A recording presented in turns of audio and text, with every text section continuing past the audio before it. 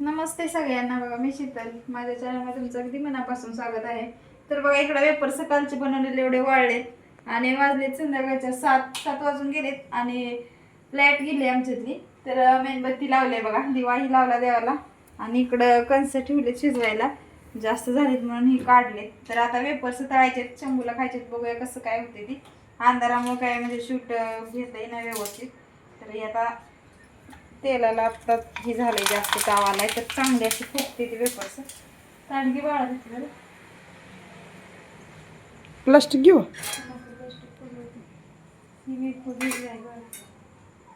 त्याने अशी छान अशी पांढरी शुभ्र झाली ती, कारण भरपूर दिवस बटाटे ठेवलेलं त्याचा आत्ता झाला उपयोग. आणि आम्हाला काय झालंय, मी आज जवळजवळ असं पोराने टाकलेलं त्यामुळे सगळी अशी म्हणजे अशी शिंगल काय झाली नाही ती बघा. पण तळल्यावर होते ते व्यवस्थित. आपल्याला काय चावूनच खायचंय, एवढं काय अख्खं जाणार नाही. दिसताना जरा वेगळं वाटतंय.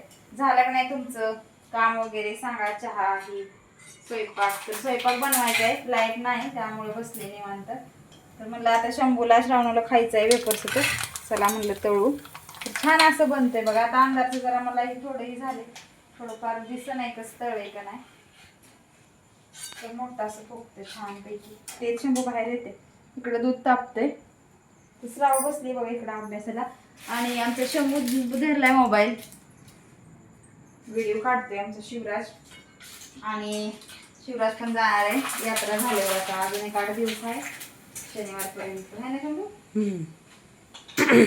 तर बघा बनवलं एवढं. तर शंभूची पण इच्छा आहे की देवाला दाखव, पहिल्यांदा केले पदार्थ तर देवाला दाखवून. आता हे खाणारा देव काही खात नसतो, पण आपली भावना असते मनापासून, त्यामुळे आपण देवाला दाखवून कुठलंही खात असतो. तर या आता श्राव ये इथं, हे शंभू ये इथं. श्राव कशी मस्त असं वातावरण आहे बाहेर आणि हवा पण नाही बघा. तर ये इकडे शंभू, खावा इथं, कारण बाहेर आतले गरम होते. इथं बसा. लाईट आली. आली का लाईट? ये मग बसा, चला यातच बस. तर बा मस्त अशी कणसं शिजलेत आणि कवळी पण आहे ती. तर शिजवलेली आता वाफ जरा निघाली. तर म्हणलं आता खावा पोरांना. आणि वडापाव पण आणलं होतं, खाल्लं सगळं शंभूनं. ही म्हणजे उशीर आणलं होतं वडापावचा, काय शेवट घेतला नाही. या कणसं खायला तुम्ही पण. तर वाजले 7:30 बघा. मस्त लागतात आणि कणसं असं आपण कधी खात नाही.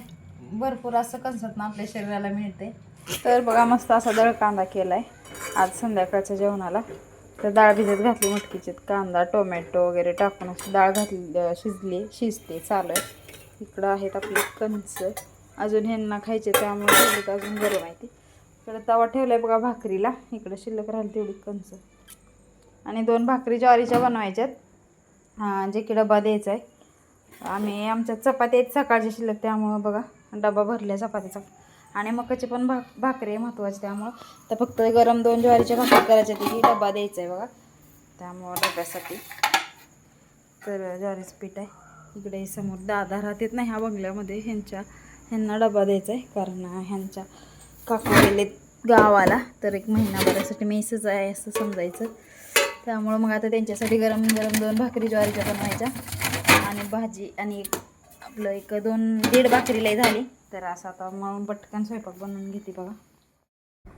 तर इथं बघा दुसऱ्या दिवशी आमच्या इकडं नळाला पाणी आलं आणि शिवराजला सांगितलं होतं गाडी मस्त अशी धुवून काढ.